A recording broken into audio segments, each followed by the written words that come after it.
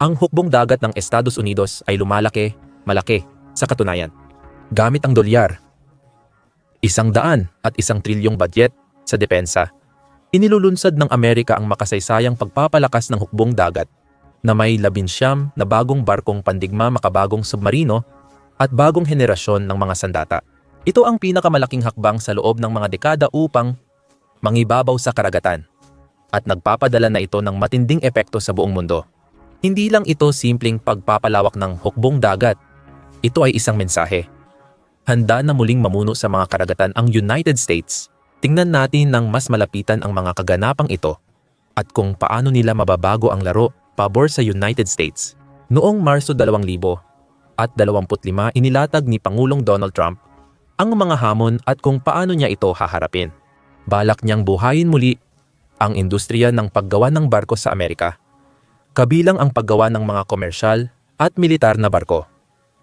Aniya, dati maraming barko ang ginagawa nila. Hindi na masyadong gumagawa ng barko ngayon, pero magkakaroon ng maraming produksyon nito sa madaling panahon. Magkakaroon ito ng malaking epekto sa pagpapalakas ng ating pambansang seguridad.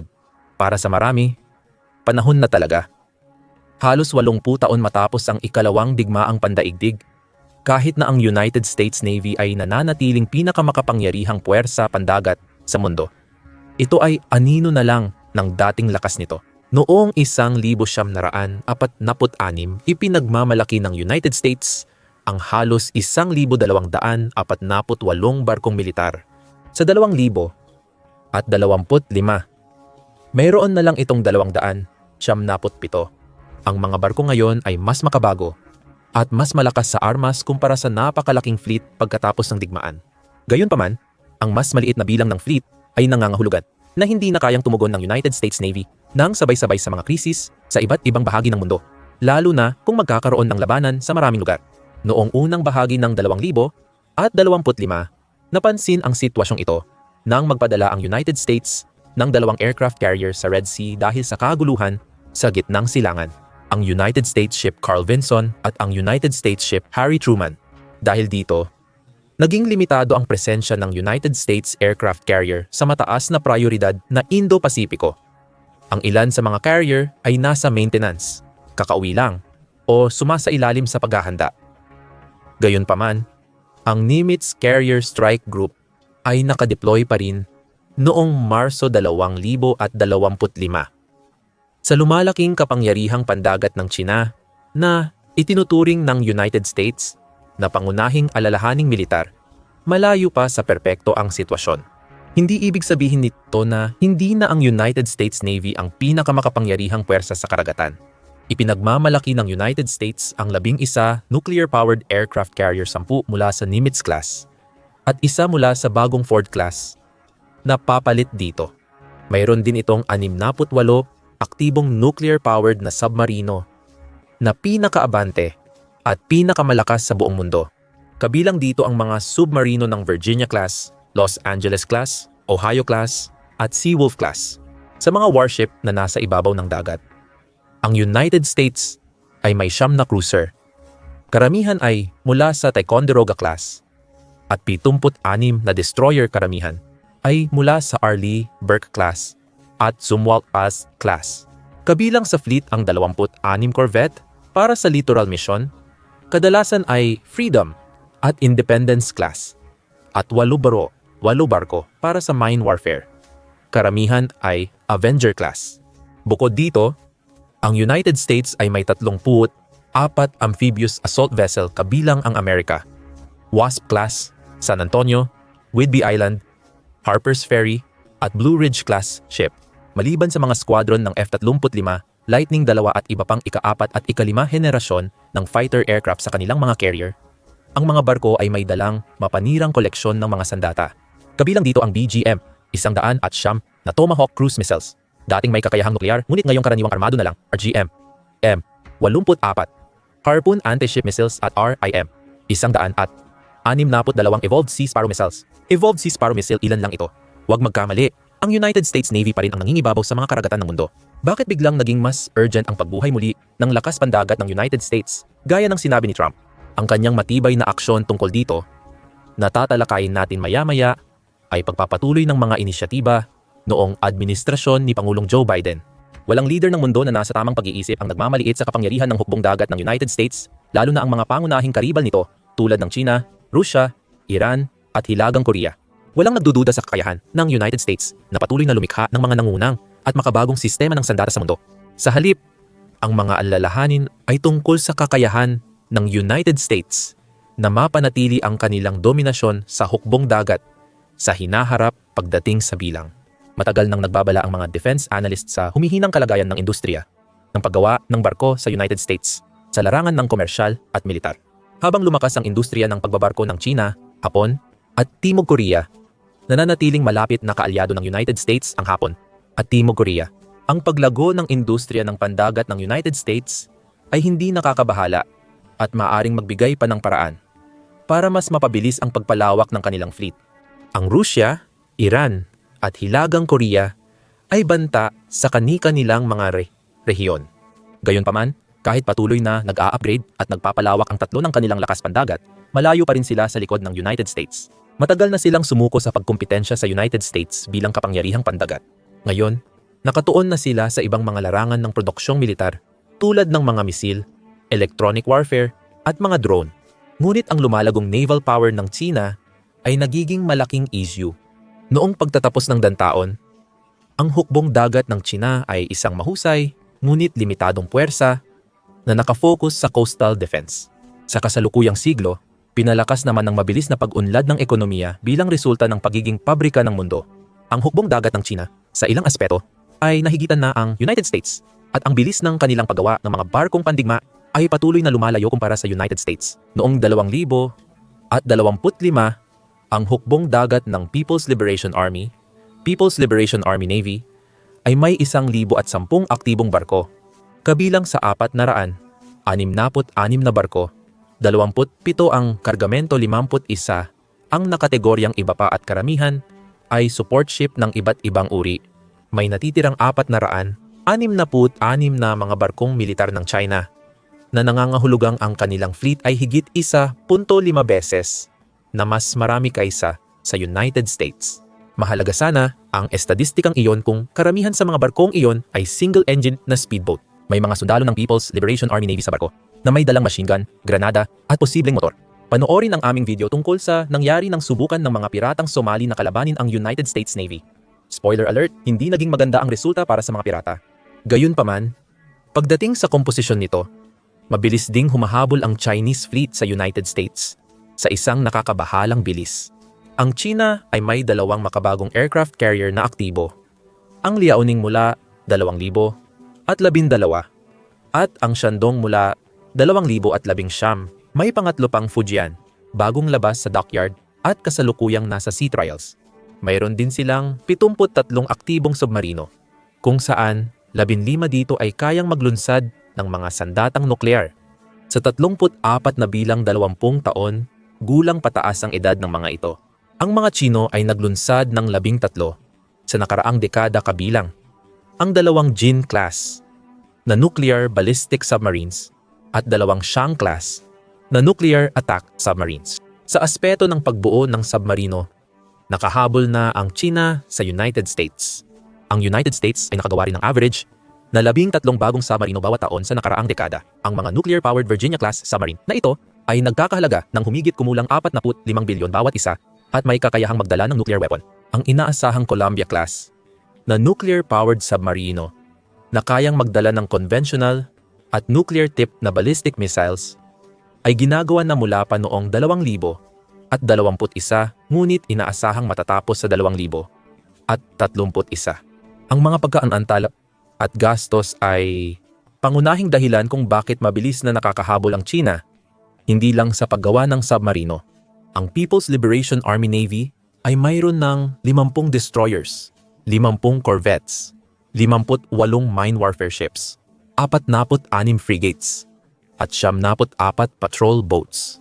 Ang mahalagang bagay dito ay habang ang fleet ay patuloy na minomodernisa at dinadagdagan sa napakabilis na paraan, ang produksyon ng hukbong dagat ng United States ay matagal nang papunta sa kabaligtarang direksyon.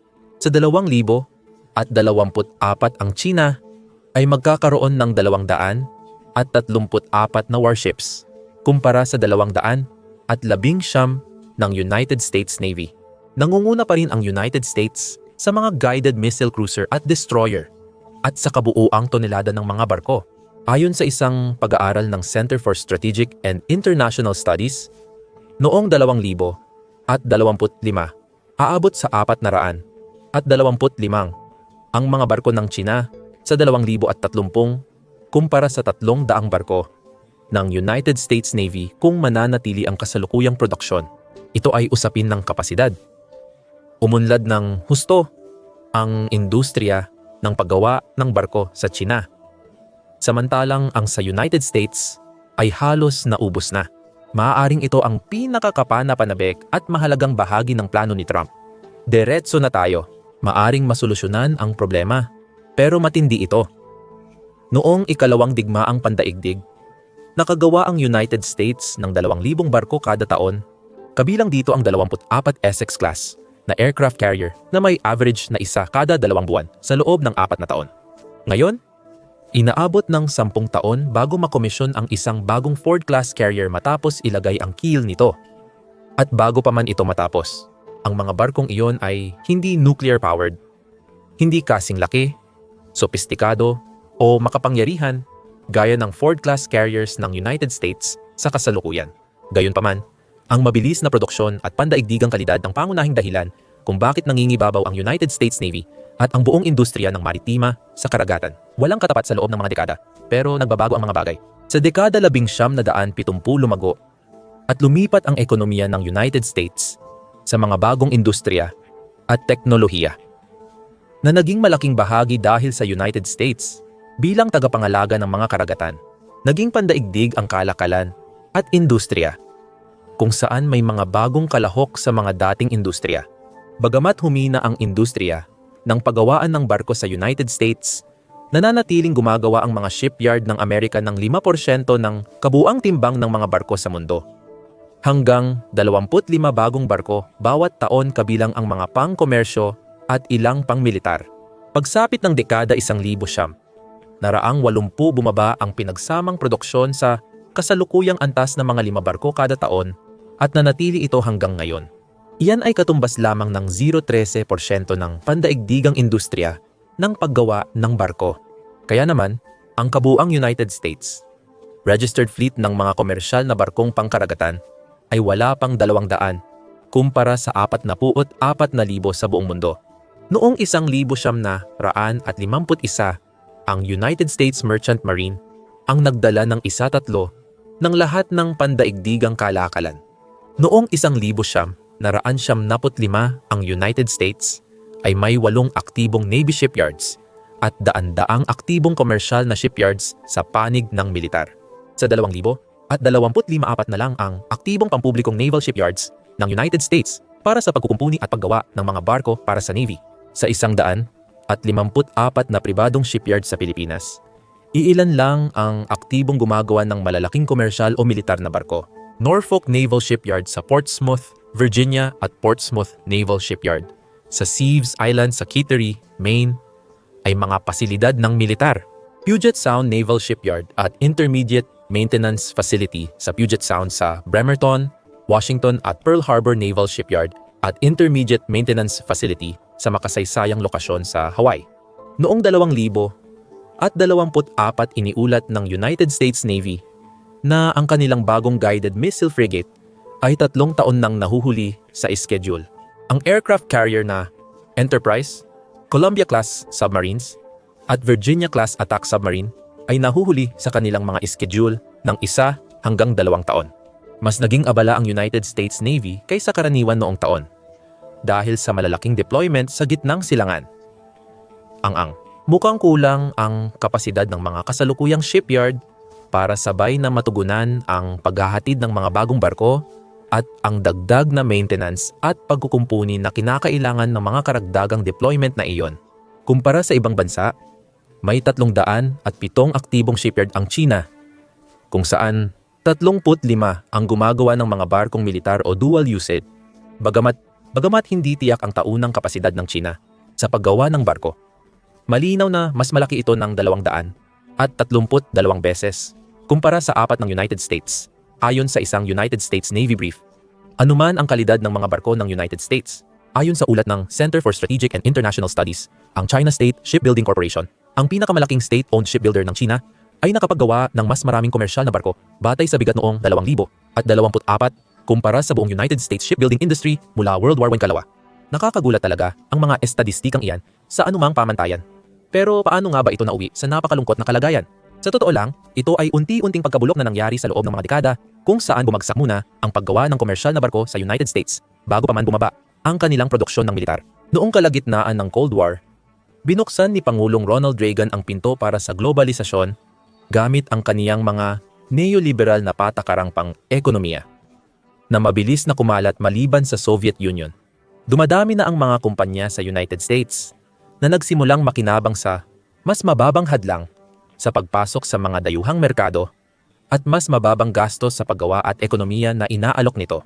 Dahil sa paglipat ng produksyon ng mga pamilihan sa United States patungo sa Southeast Asia at iba pang umuunlad na bansa, maraming industriya sa United States ang nawalan ng insentibo na magsagawa ng modernisasyon sa loob ng bansa, kabilang na ang paggawa ng barko.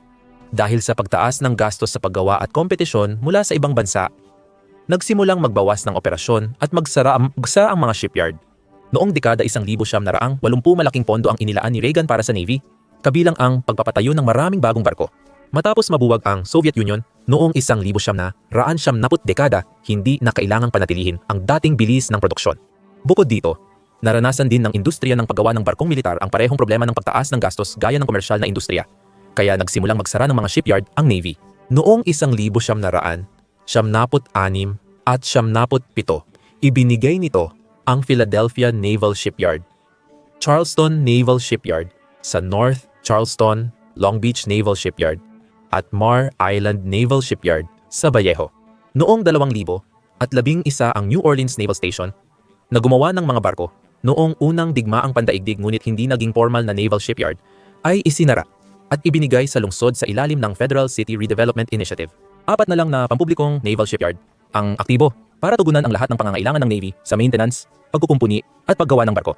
Ngunit ang kakulangan sa kapasidad ay hindi lamang ang nag-iisang issue na dapat tugunan ng United States upang maagaw ang inisyatiba sa mabilis na naval arms race mula sa pagsusuri ng Navy noong 2024 tungkol sa kanilang proseso ng paggawa ng barko. Natuklasan ang 3 issue na nagdulot ng aberya sa pagtupad ng mga layunin nila pagkatapos bumalik mula sa China. Kamakailan lang, nagkaroon ng mga pagkaantala sa lahat ng aspeto dulot ng mga issue sa supply na dinulot ng COVID-19 pandemic na lalo pang pinalala ng iba pang mga salik. Ang pandaigdigang supply shock na dulot ng halos sabay-sabay na pag-lockdown at pagsasara ng ekonomiya ng maraming bansa sa loob ng ilang buwan ay nakaapekto sa lahat ng supply chain, kabilang na ang sa United States Navy. Pangalawa, ang Navy ay nahaharap sa isang partikular na kakulangan sa manggagawa. Kahit hirap ang United States sa pagtupad ng kanilang recruitment quotas, hindi iyon ang problema rito.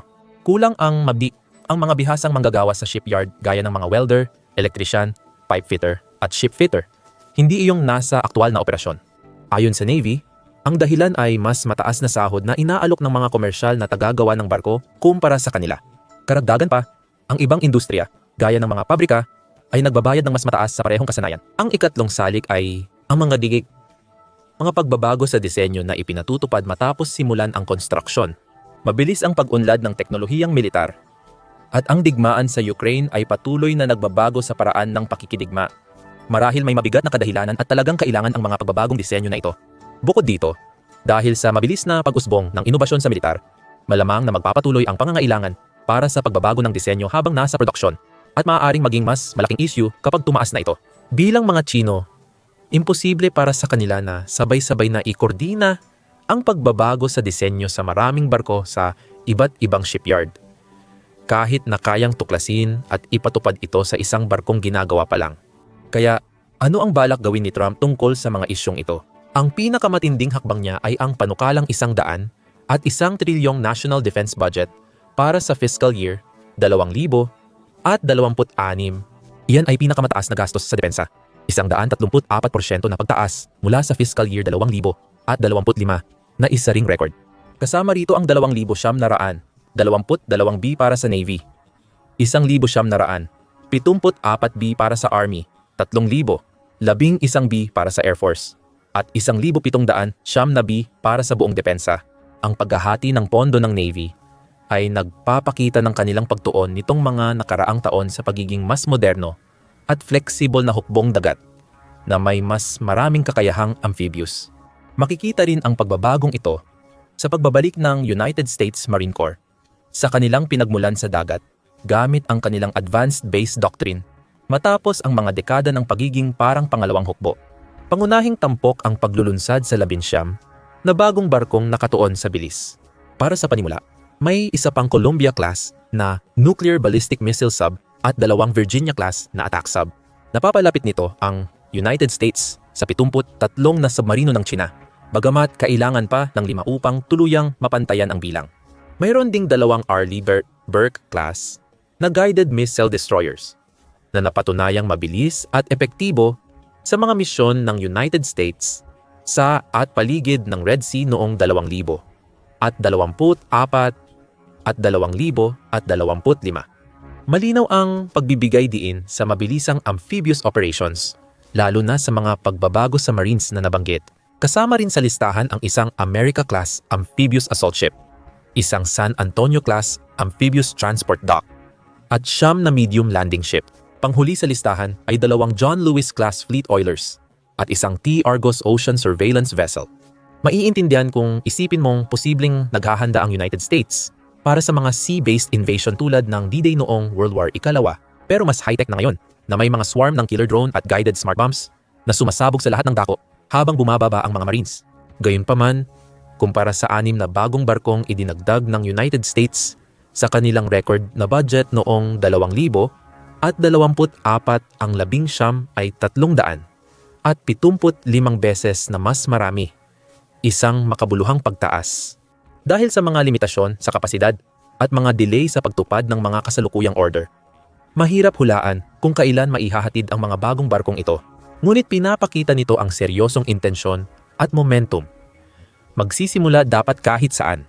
Ang ilang provision sa budget ay nilalayon upang tugunan ang iba pang issue na humahadlang sa pagpapalawak ng produksyon. Ang 25 milyong pondo para sa pagpapahusay ng produktibidad ng nuclear shipyard ay mukhang kulang kumpara sa ibang mga item sa budget. Pero dahil kulang ang mga detalye, maaaring sapat na iyon para madagdagan ng doble o triple ang produksyon ng mga kasalukuyang shipyard. Mayroon ding dolyar, 13 bilyon para sa pagpapabuti ng supply chain ng industrial base na dapat ay makakatulong ng malaki sa paglutas ng mga issue ng Navy sa supply chain pagkatapos ng COVID. Malaking pagpapabuti sa produktibidad sa mga pantalan. Ngunit ang pinakamahalaga, dolyar, 160 bilyon ang inilaan para sa pagpapahusay ng kahandaan at pagsasanay ng militar at pagpapabuti ng kalidad ng buhay para sa mga miyembro ng serbisyo at kanilang mga pamilya. Kabilang dito ang 38% taas sahod at 5 bilyong pamumuhunan para sa pabahay ng solong miyembro ng serbisyo. Kung maibibigay din ang mga benepisyong ito sa mga manggagawang gumagawa ng barko, mas matutugunan ang kakulangan sa manggagawa na humahadlang sa produksyon. Sa kabuuan, ang mga hakbang na ito ay malaking tulong para sa United States Navy at maaaring simula ng muling pag-usbong ng lakas ng paggawa ng barko ng United States. Isang malaking hakbang ang pagpapatupad ng Save Our Shipyards Act, ang panukalang bipartisan na batas noong Marso 2000 at 25 ay magtatatag ng pambansang komisyon para imbestigahan ang industriya ng maritima ng United States at magmungkahi ng mga hakbang para buhayin ang industriyang maritima. Tanging oras ang makapagsasabi kung ito ay kulang at huli na. Ano man ang kahahantungan, pag-uusapan namin ito. Kaya mag-subscribe sa channel para patuloy na makuha ang mga kwento sa likod ng balita. Salamat sa panonood.